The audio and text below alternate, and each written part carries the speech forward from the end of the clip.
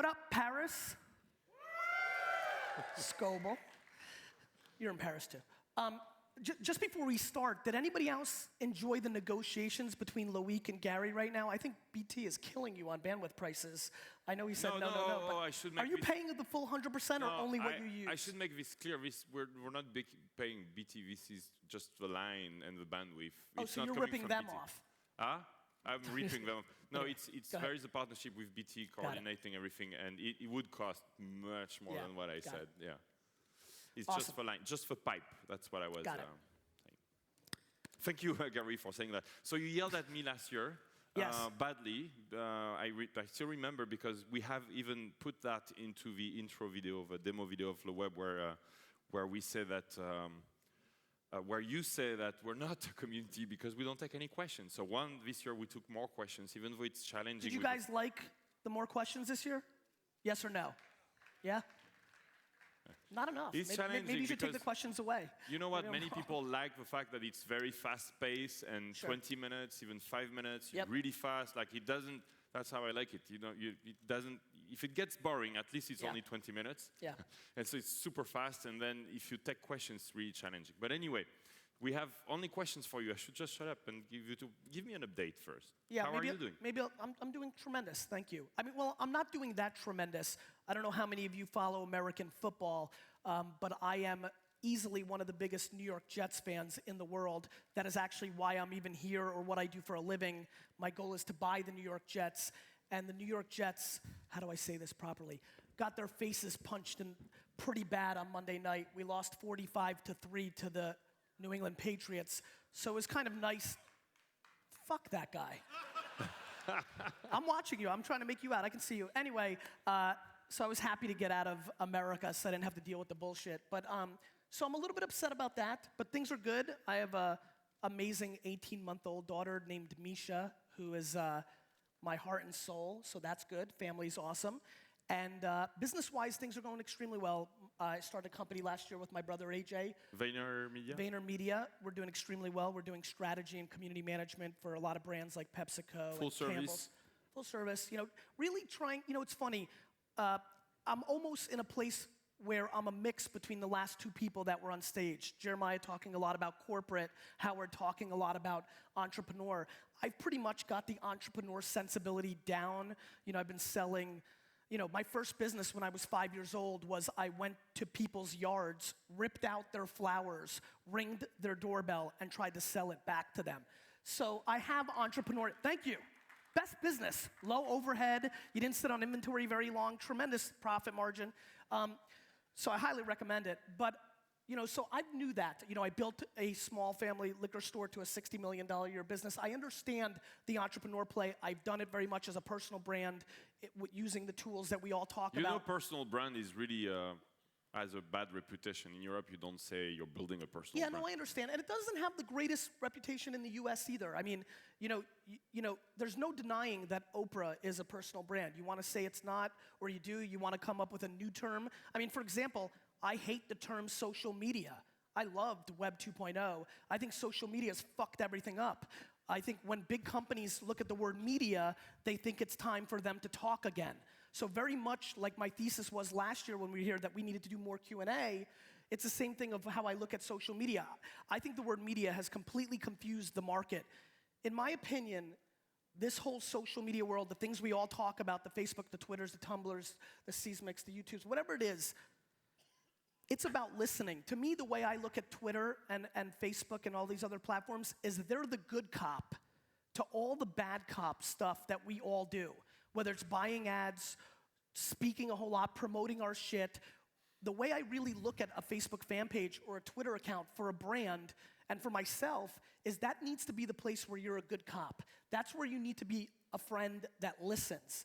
And I think the word media has always been about push, right? Radio, television, newspaper. That's pushing, forcing, I did that for effect, forcing your message on the consumer, pounding them until submission. You're a genius if you buy a Super Bowl ad or buy a shitload of billboards because you're pounding your product and logo and message down the consumer's mouth. To me, the place to offset that maneuver is social. It's a place for you to actually have a pulse I think we're living through the humanization of business.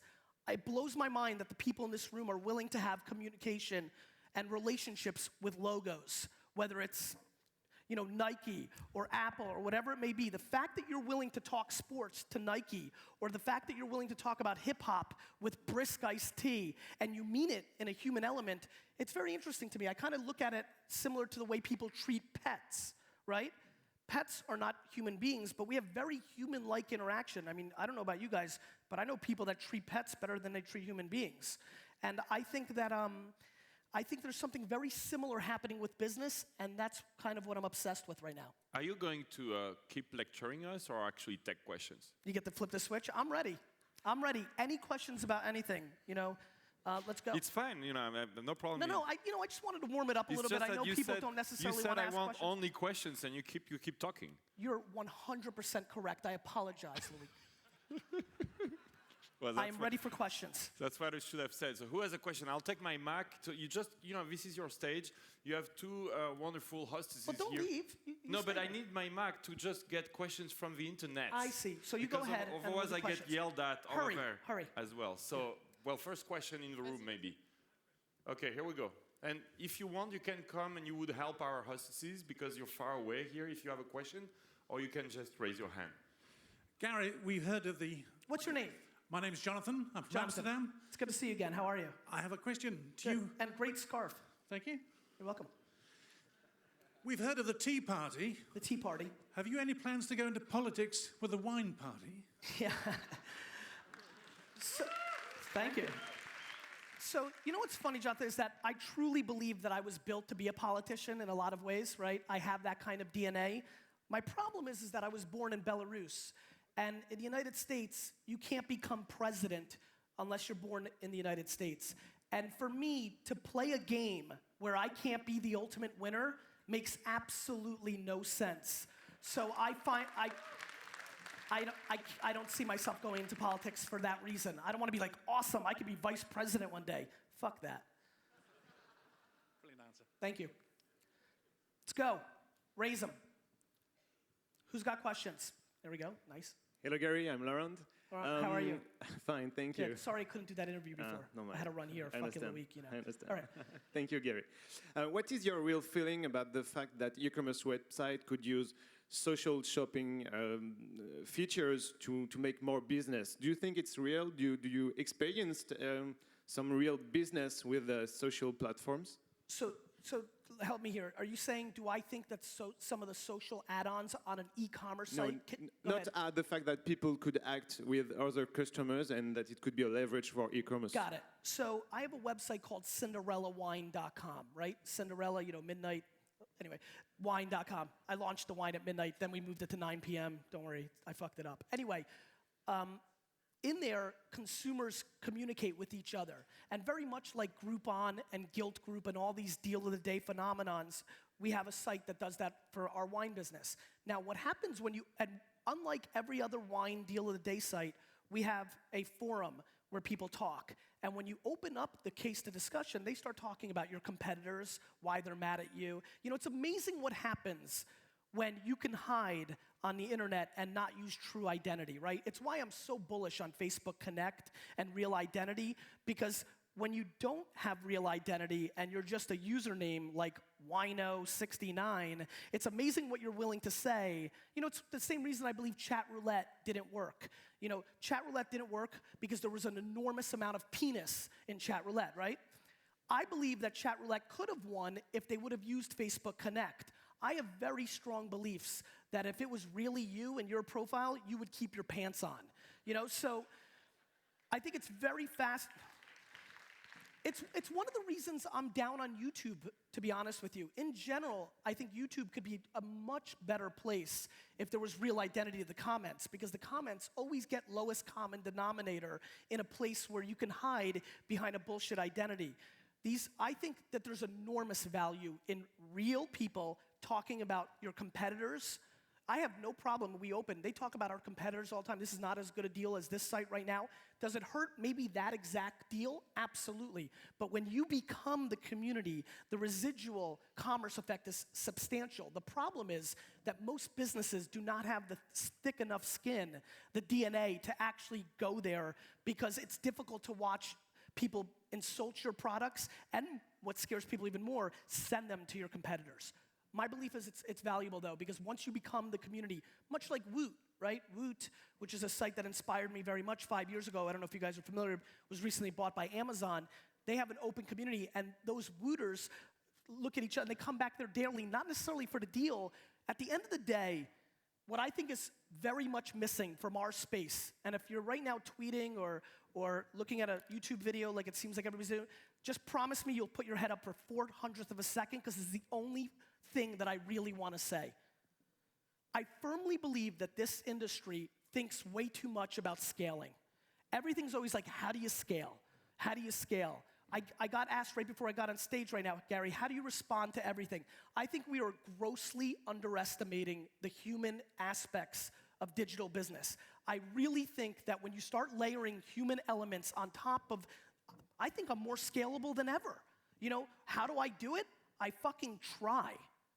You know, effort is massively underrated. And I think brands and businesses, so if you have a startup or you're part of a bigger company where you can hide behind a logo, where you're not a person like me, because no assistant is ever gonna tweet or communicate on my behalf. But if you're a logo, you can find 30, 40, 100, 500 passionate people to become the voice of your brand. And you can engage with every person that talks about your brand. And I believe the value of that context is very important. Jonathan, when you asked me that question, I remember you interviewing me 2 years ago at LeWeb. When I see your face, I already feel something different for you. We've only spent 15 minutes together and a couple of tweets online, but I feel totally different about you than I do about these guys, because I don't know them as well yet. But now, just by saying these guys, I already feel something different to them. And I truly believe that we are underestimating context. This space is always fascinated and obsessed with content is king, and I think we massively underestimate the context, especially when there's human DNA behind it. I think that is the battleground. I think the humanization of a brand is immensely important, and my new book that I wrote and spent a lot of time actually researching, not just by going on gut, called The Thank You Economy, talks about what starts happening to a business when they truly care. Because I'm gonna tell you something right now. What does not happen at this conference enough is talking about the end user. And the end user is the game. And we think about how to trick them to see more impressions. And we think about how to get them to understand, but we don't talk enough about how to actually listen to them and really do what the fuck they want. Awesome, the hands are coming, let's go. There's a lot of hands up. Are you guys willing to move around? Thanks, man. Hi, I'm Giles from Brandwatch. How are you? I'm good, I'm good. I'm loving your energy. Thanks, man. So you talk about the humanization of businesses. There's a tension there, in my opinion, because if you're trying to interact with a business and think of it like in a human way, it has to have a personality. So you think about Apple, it has kind of a personality, but it's made up of thousands of individuals who have a whole host of other personalities. So you've got this kind of, you know, how do you square that up? I think you do it through training, and you do it through hiring. You know, it's very easy for me, you know, Wine Library, you know, I'm no longer there day to day, but I want people walking into that store to feel like we pick them up the second they walk in, carry them to the wine they want, grab the wine, take them to the register, don't charge them, take them to their car, kiss them, and send them home. That's how I want them to feel, right? But now, aren't you going to kind of, do you want to kind of, when you say training, you're implying that you want everybody to pick up the corporate message, which is not great for most people. I don't want to be Mr. Apple. I want to be me working for whoever. Do you know what I mean? And you're more than welcome to go out and do whatever the fuck you want to do, right? But if you're going to work for my company, you need to have the ability to talk about what I want to talk about. Now, I think the process begins in the hiring process. And how would you feel if someone said that to you? Tremendous, because I would never work for anybody, and if nobody wants to, you know, I can't even comprehend that. Right? There's the tension. There is the tension, but here's what's interesting. Don't want to be told I think on that tension point, you got to really look at the community, and I think you're right. And nothing for nothing, I have struggled to hire a lot of people because I've looked them dead in the face. I just let go of a designer at VaynerMedia, and I was letting him go, and he said, you were right, as we were talking. And I told him when I was hiring him that he shouldn't work for me because I can taste in my mouth that he's too entrepreneurial and too much of himself, and he's too strong-willed and wants to do his own shit. And I said, you're gonna be better off doing it yourself. So if you wanna come on board, I'm not really in the business to have you come on board for a year, build it up, send you on your way and whatever, but I'll do it because I like your style, and that's what's gonna happen, and that's what happened. However, there's a really interesting thing going on, which is that there are a lot more people, especially in America, and that's what I can obviously talk to better culturally than other places in the world, but I very much see the younger generation right now much more obsessed with the work-life balance in their lives. And I just wonder, if I didn't have that one piece of DNA that was so entrepreneurial and competitive, how happy I would be working 50 hours a week for the New York Jets, talking to everybody, working my easy 9 to 5, or for whatchamacallit candy bars, which I'm obsessed, best candy bar in the world, or, you know, 3 or 4 other brands that I think I'm passionate about. What an awesome job that would be to work for 40 hours a week, 9 to 5, get out, leave, no extra pressure, and every day walking into a business that I truly believe in and am passionate about, and get to interact on its behalf with its consumers. So I think the reason you're asking that question and bringing up that attention is probably your own DNA could never go there. I couldn't either. But we'd be very remiss to not recognize the social trends of people wanting their weekends off, not wanting to work 87 hours a day. And those people, I think, have become extremely happy. These are almost better PR, you know, customer service jobs. It's just like, you know, Loic? You're scaring me. You know, these are almost better jobs of that. So I think there is a case of those kind of people being out there. But your point is well taken. I think the companies have to be aware of people that may not like that after 6 months, you know? So we can, I have a question set up, the tag for you. I'll be, okay. If I can be of assistance, we have a Twitter wall up. Well, with a tag. I can do that afterwards. I want to talk to the people here. If you didn't come and you're watching and you stream, then fuck you. You should have been here. So let's ask them. These people waited. Loic, these people have been here. They've waited a long time. So. Gary, I've just been setting up this with my team with a Gary QA hashtag. It's a right. Twitter wall that's gonna self-update. Right. If you want to. I don't. I want to ask these people. Raise your hand next. Here we go. Okay, keep going. I'll take questions. They sat here till 6 p.m. Hey there, Gary. Hello. So I see that you're a big advocate for face-to-face. Yeah. I teach at USC, the University of Southern California, where a lot of students are doing work online. Awesome. What do you think about work online? What's the role of face-to-face for students? You're saying they want more work-life balance. How do you see the work-life, the online face-to-face tandem? Yeah, so I love face-to-face, right? See, Loic, now they're going to be distracted by the wall. I like face-to-face quite a bit on the human element. Let me ask you guys a question, if I can distract you from the wall for a second. That's a good one. I really want to ask a question, if you guys could pay attention for 1 second to answer this yes or no. How many of you engage with people via Facebook or Twitter? Please raise your hand. Don't be lazy. Raise your hand. All right? How many of you feel when you engage that it feels somewhat similar to sitting at a table and engaging as well? Emotionally, raise your hand. I am of that crowd. I feel that when I talk on, there's a lot of faces I'm seeing here now of a lot of people that I engage with, but I don't do it personally. But when I see them in an environment like this humanly, I've already got so much back to that context and feeling, real feeling. When I send a tweet, when somebody says, you know, haha, Gary, the Jets lost to the Patriots, and I tweet, fuck you, I mean it. You know, and I could feel it. It'd be the same way if I said it to their face. So I feel like, you know, there's way too many people that don't do this stuff that claim that it's not real. Oh, the kids are getting ruined. The world's getting ruined because we're doing it all through a computer. I think my emotional interaction with people has scaled dramatically. I have many more relationships. I have dramatically more context. And my opinion, I think that that is extremely important, and all this reminds me of is we could all go to the libraries right now or probably Google it. There was a shitload of people that said the telephone was going to ruin our society, that talking on the phone wasn't face-to-face, that you know, And I just don't see it. It's going to continue to move. I feel tremendous, connection to the people I engage with online, and I wouldn't mind if it was all of it. That being said, I'm a super huggy, feely, touchy guy, and I love meeting people in person, but I love the fact that, like, as I'm boarding a plane, I can have an emotional connection and relationship with somebody that I could have never had any other way. Thanks. Loic, can you take the wall down? Okay, I'm going to go to my donations. Because I want to see their faces, and they're looking at the screen, not my face. Okay. And they can't help it. I want to look. So I'm one donation away from Ashton Kutcher. Okay, I'll give it to you.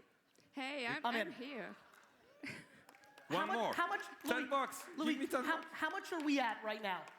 Wait. We passed him. How much are we at? We just passed Ashton Kutcher. How much money are we at?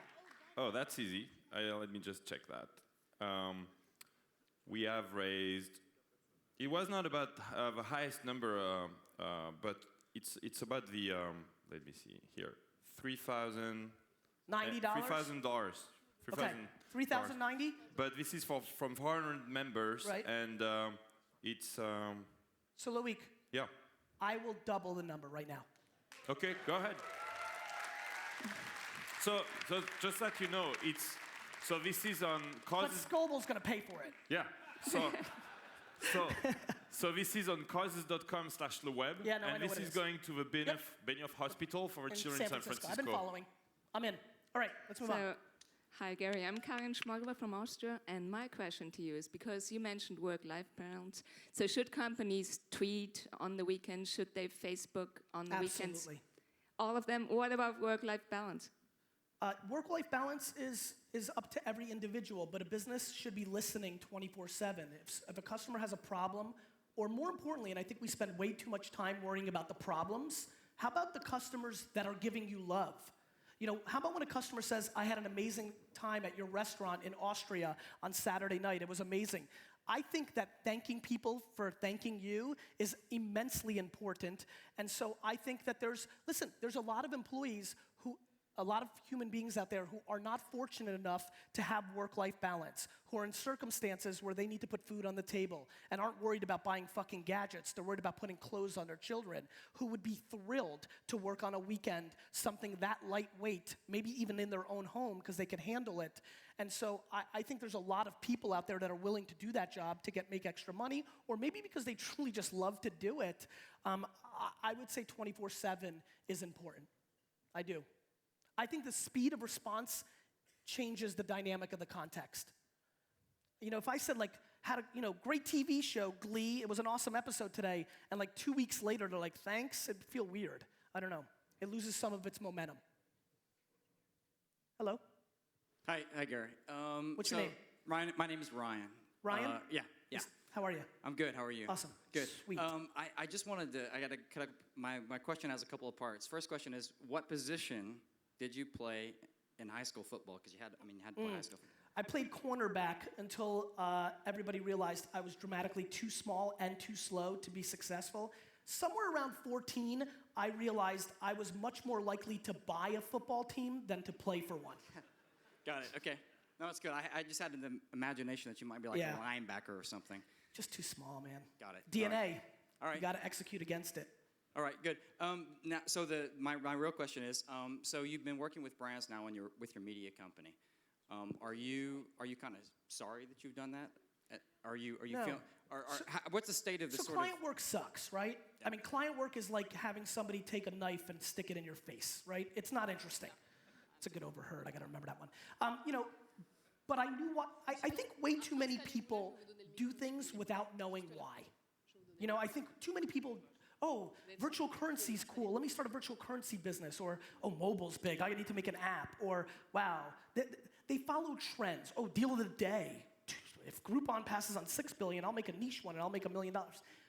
I think you have to have purpose for why you're doing what you're doing. So for me, I knew why I wanted to start consulting.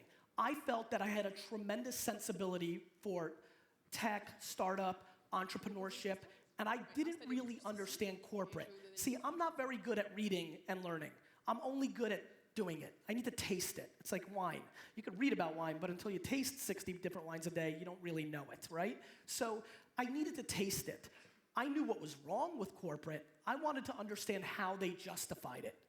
You know, I wanted to understand the politics. I wanted to understand where they spent their money because I wanted to learn it because corporate America has a lot of money, right? Corporate will always spend. They have to.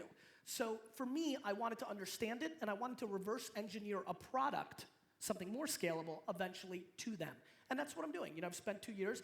I think the brands that work with us are very lucky because I'm really giving them my heart and soul, and I think it's more valuable than what they're paying me.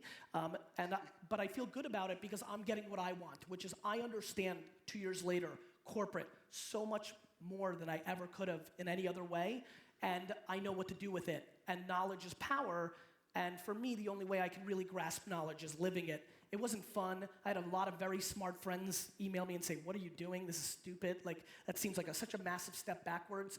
But I very much understood why I was going to do it, and I'm very happy I did. Not to mention I figured out how to scale it, and you know, and VaynerMedia is a multi-million-dollar business already, and much more profitable than Wine Library could ever be. So, you know, it's kind of interesting. Cool. Thanks, Ben. Thanks. Hey. Hi. How are you doing? Good, man. How are you? Good, good. Tell everybody your name. I'm Max. Hey, Max. Yeah. And he has an interesting site. It's like so dash stylish, kind of like Daily Booth, but for style. It's interesting. You did a good job. Thank you. Cool. What's up? So, I have one question. What's your only one advice for a young entrepreneur? What's my one advice for a young only entrepreneur? one. My one advice.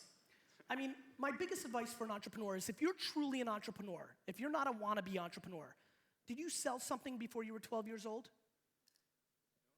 So like that already worries me, right? Like that's like a big question for me with entrepreneurs, but that's sales. So not every entrepreneur is just sales. So I don't necessarily, you're not totally eliminated, but you took a big dent, Max. But you know, that being said, if you're a true entrepreneur, back to that gentleman's point about, you know, I kind of felt his fire. Like, you know, it's very, I could never work for somebody else. If you're a true entrepreneur, I firmly believe that everybody in this room and everybody watching on Ustream and 99% of our society spends way too much time trying to be better at the things they're not, right? Oh, I'm not a good, I know entrepreneurs that are trying to learn how to code in Python. Why? You know what I mean? Or like, oh, I need to be better at design, or I need to figure out how to be a better public speaker like you, Gary. Why? If my biggest advice to an entrepreneur would be to not apologize, to just be an entrepreneur. If you're a real entrepreneur, then you're more than happy to live in your mom's basement when you're 29 years old. If you're a real entrepreneur, you're more than happy to wear the same sneakers for the rest of your life because you're so obsessed with building your shit. You know, it's so funny. I've gotten a lot of exposure, a lot of TV, and my friends now, you know, Facebook, all your high school friends come out, and everybody's writing on my wall, Gary, you're so lucky you were on Conan O'Brien. Oh, Gary, you're on the Today Show. Oh, Gary, I read how big Wine Library became. You're so lucky. Do you know what I do? I go right back to their wall and say, Tom, I'm not lucky. Tom, let me paint you a picture. You remember senior year of high school and those 4 years in college when you guys used to invite me to go to the Jersey Shore and I said no? It's because I was working every fucking hour. I'm not lucky. You're fucking lucky. You went to the Jersey Shore, you banged some chicks, you drank some beer, life was good. You're lucky.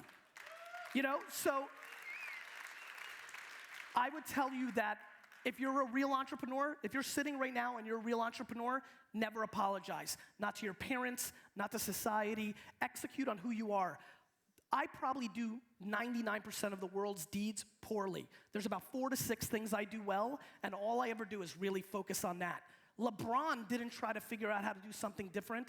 Tiger Woods wasn't like, well, I suck at this. They fucking focused on what they were good at. If you know what you're naturally good at, execute harder against that. That is no question in my mind your biggest advantage in being successful because it's naturally already in you. Execute against that shit. For sure.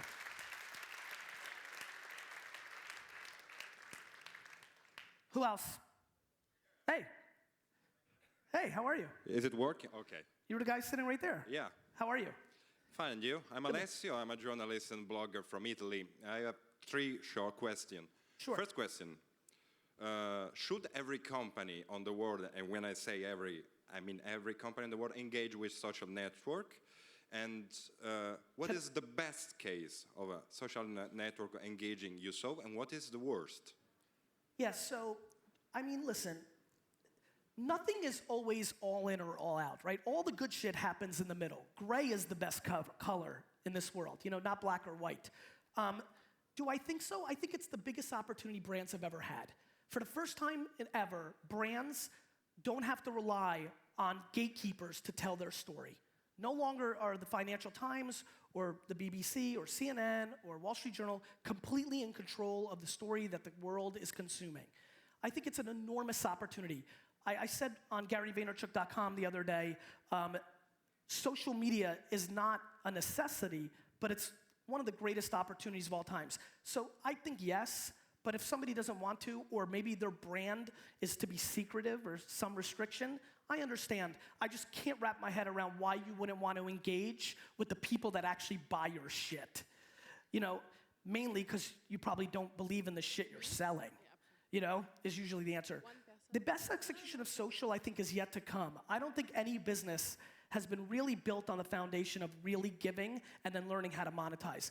I think the golden study in the US is Zappos in a lot of ways, but it was much bigger than social media.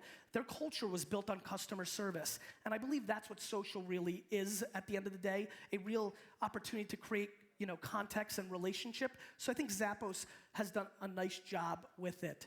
But I don't think, I'd like to hope that in 5 years, Zappos execution will look like shit. That brands have gone way past that. The worst case is very easy. You know, there's so many bad ones. Anybody, any brand or business that you go on their Twitter account right now or their Facebook status update, and 3 of the last 4 messages they've sent out have been selling an appearance or giving you a coupon or telling you about an offer they had, that's shit. Hey. So I would say that, all of them. Gary, can I interrupt for a second? Fine. So we have about 2,000 on Ustream, and this is a really big room, by the way. So we probably have half of we probably have like 800 here right now. And the next target is Dave Morin of PAF. He's at 220 donations, and we're at 116. You think you can do 100 donations at $10 each from 3,000 people? Oh, Dave Morin's our next donation? Yeah, we passed. Ashton Kutcher is just a souvenir now. Thank you. You know, Loic, cool. I would tell you something, and I mean this. I'm about to say something, and this is where I can get into trouble, I guess. I actually, what I just did in matching your donation dollars, I'm kind of upset that I did. I got caught up in the moment. I'm very weird about the whole donation thing. Oh, no, wait. I thought you were doing that by asking your followers to do it. Oh, no, I'm personally going to match you. Oh, no, you shouldn't do that. No, I'm going to, because I like you. Well, thank you. You're welcome. No, wow, now I'm really glad I brought this up. I'm very weirded out by what's going on in social donations. And I'll tell you why. How many of you, raise your hand, saw what happened when 6 or 7 very big celebrities the other day, you know, Ryan Seacrest, Lady Gaga, Kim Kardashian, died on Twitter until they raised $1 million, and then they would start tweeting again? Raise your hand. How many of you saw that? All right, so when I saw that, I was very confused, because I said to myself, okay, here are multimillionaires, right, who are taking away them pitching shit to their audience and asking their audience to give a collective $1 million. I think it is completely broken how 99% of the shit is going down with donations. I think asking for people to donate without, and listen, by the way, I have no context on what you do, what I do, what, you know, maybe Kim and Seacrest and those guys. I'd really like to know how much they gave personally. I think it's very difficult to ask a community, and they're being asked so often. And listen, I want to raise, but you know, it's funny, I had somebody hit me up on Twitter. Don't worry. Take the next question. Don't worry about it. No, I'm going to continue. By the way, we have about 5, we're over. This is take important some enough to more finish. No, 5-10 minutes. That's fine. Then we pick the winners. So if you want to win a ticket, you can still do it. $10. I just want to finish on this, and it's yeah, not a bad thing. I really think we need to look at how... We'll have a car then, and we close LeWeb. Phenomenal. I think we have a really interesting issue brewing with the way we're raising here, and I think it should be looked at, and I think there's a better way to go about doing it than pressuring your fan base into supporting it. And I don't think that that's what you're doing. I really don't. but I didn't like the fact that I feel that I just used a donation to make myself look good. And, you know, I've really enjoyed where I've been for the last 3 years, which is somebody called me out a couple years ago and said, you never do any of this stuff. And I told him to meet me at Starbucks in New York City and showed him my tax return. I think too many people are leveraging crisis like Haiti and Chile and donations to make themselves look good. And I think it needs to be looked at. That's all. Thank you. That being said, fuck Dave Morin. Let's donate. Okay. Yeah, just talk. Yeah, I'm Pierre Simon. My question is, you're engaging to answer every solicitation you have, but sometimes, I don't know, you might be sick or maybe you want to sleep. How do you manage to stop working sometimes? So, yes, I do want to answer all my tweets and Facebook messages and emails, but I don't. Not anymore. It's just gotten too big. The math has defeated me. But I think what we don't recognize enough in this space is effort, right? Effort is, when you have relationships with people, I had a flight issue with LeWeb. I tweeted out, Loic did it. He answered me immediately. Now, we really know each other, and we have a relationship, but that effort meant a lot to me because he didn't need to deal with my bullshit flight issue 3 days before this magnificent, or a week before this huge conference, but his effort meant a whole lot to me, maybe more than any time he pitched me or anything else. You know what I mean? I think effort is grossly underestimated right now in general. It's not talked about enough. The reason it feels like I answer all of them is because I'm trying, but I don't. And when somebody comes out and says, ooh, Gary, you've changed. You think you're a big shot now. 2 years ago, you answered me every time. You haven't answered my last 2 tweets, whatever. Before, usually I can even get in there and say, I'm so sorry, it must have just fell through the cracks, maybe it was bad timing, maybe the Jets lost by 42 points on Monday Night Football and I didn't want to talk to anybody in the world. Usually 30 to 50 people jump in there, come to my defense because they're like, no, he answered me an hour ago or 2 days ago. And I think that's what it comes down to, Pierre. So I think it's simply effort, and I think you need to try. I think a brand and a business has no excuse because they can scale forever because it's logo. I think personal brands have excuses because they're human beings and they're one person. But I think effort is something that we need to look at more, the value of effort, because that I'm doing it 4, 5, 6, 7, 9, 12 hours a day and trying. When I miss a few or have a bad string where I'm missing a few from the same person, the community itself becomes bigger than the individual supporting that effort. Okay, thank you. Thanks, man.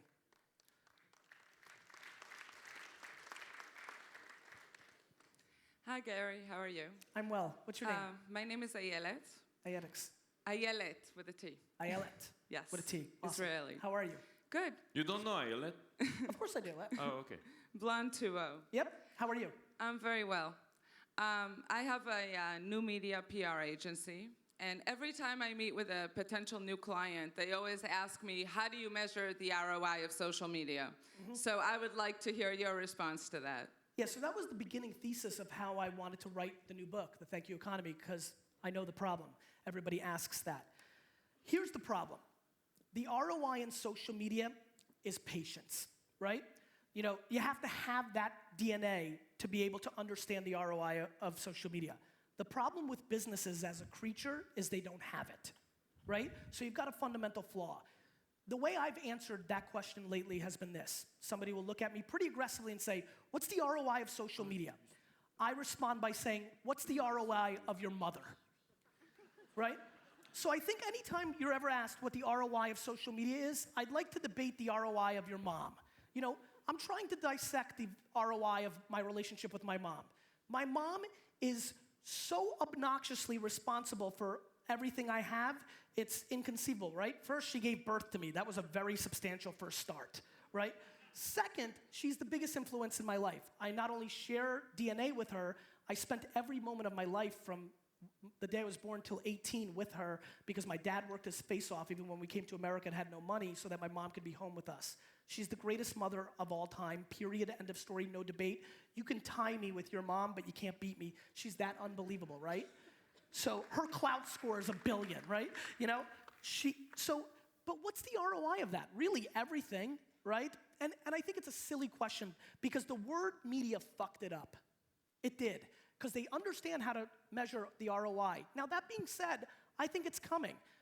Here's what these companies are waiting for. They're waiting for some establishment that they've trusted in the past, whether it's Nielsen's or McKinley, to give them some fucking bullshit data that they believe in. Once it becomes permanent, that a Facebook friend is worth $3.09 or a Twitter friend's worth 67 cents, they'll justify in their own minds what it is and they'll execute against it. The whole thing is straight horseshit. Anybody who knows how to run a business that doesn't understand the ROI of what having a relationship with the consumer is, that's what social media should be rebranded to. How about relationship with the consumer? That's what it is. If you do not understand what the value, the monetary financial value of having a relationship with a customer is, then you have no fucking idea what business is about. And so the ROI, you can give them numbers. We'll come up with numbers. Don't worry, Blondie 2.0. We're going to get there. You know that. I know that. Nielsen's is working on it every day. We're going to have some fucking bullshit number. The ROI is greater than that number, I promise you, because all of us know how much money we've spent with people that we either know, that we were recommended to. You know, this is how we buy things. Word of mouth is the currency of how people spend their money. And that's what this entire ecosystem is built on. I think the whole thing is laughable at best.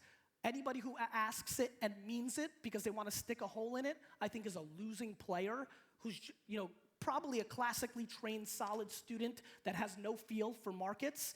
And I think the whole thing is kind of interesting. I answer with straight anger. I think you should too. Great. Awesome. Thank you. Ready, Gary? Am I done?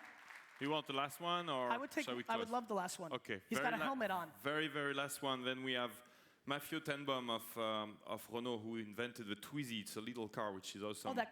Yeah, which will be won in a few minutes. Nice helmet. Thank you very much. Hi, Gary. I'm JB from Studio Millipon. I just wanted to know what are the key points to you for French guys trying to expand to the US, actually. To the US? For a French company? Trying to hit who? The US consumer? Yeah, exactly. Yeah, so I mean, you know, what kind of product? We do a product dedicated to designers, digital agencies, and stuff like that.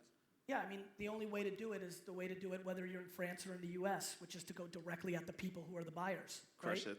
So, yeah, I mean, it's effort, right? I mean, how do you do it? You send emails or try to find relationships that you know the people you're trying to get to, and you stay up to 3 o'clock in the morning and you email them all. I mean, you know, it's hard work, but the answer is once you understand who you're getting to, who your end consumer is, no matter if you have a startup iPhone app or you're an agency or CEOs, whoever your client is, you should be obsessed 24/7, 365 with trying to get to them and telling them your story. All the other bullshit is horseshit. You just need to get to the person that you're trying to tell your story to, and whatever way you could get that, whether that's hitting them up on their Facebook page, hitting them up on Twitter, it's never been more easy to get to people than it is today.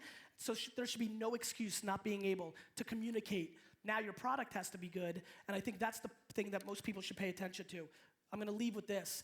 You know, content is king. I'm blown away by how many people are obsessed with marketing or social media when their product is shit. If you make a wine and it tastes like garbage, you could have 1 billion Twitter followers. You're not going to win. Thank you Thank so you much, guys. Gary. Happy holidays. Hey, Gary. Thanks very much. Thank you, man. Thank you so much. Do you like LeWeb this year? Oh, I loved it. We have gifts. Yes, I will part with this. I don't know about you guys, but you know, I love to always come up here and razz with Loic, but this has been an unbelievable conference. I think he won't do it for himself. Well, he might, because he's awesome. It's not me, it's my wife. It is your wife, you're right. I think we should give them a round of applause. It was an unbelievable year. Thank you, but that's too early. Thanks, Gary. Take care. Thank you very much.